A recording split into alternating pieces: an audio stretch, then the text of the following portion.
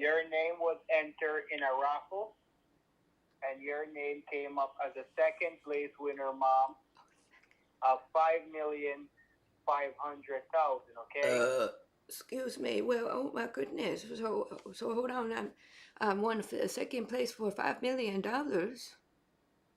You're Yes, telling? ma'am. We try to get in touch with you, my dear, but we could not get a hold of you. Oh All well, right. is it So no? I hoping it's not too late then. So I'm calling you back. Because so I'm very excited to hear this and hope that I'm not too no, late. no. Well, ma'am, you're hopefully you're not too late.